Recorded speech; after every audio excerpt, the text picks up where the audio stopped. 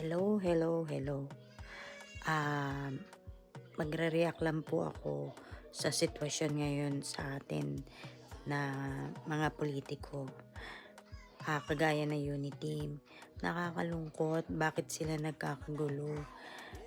Kaya nga Uniteam, di ba, dapat nagkakaisa sila. Anong nangyayari ngayon, nag-aaway sila. At yung mga ibang politiko, nagkakampihan imbis na ayusin or magkaisa sila kung paano ang gagawin sa bansa. Hindi yung mga kanya-kanya kampihan. Kaya walang mangyari sa bansang Pilipinas. Ganyan. Naghihilham pababa. Imbis na magsuporta ng Pangulo, ganyan pa ang ginagawa. Nakakalungkot.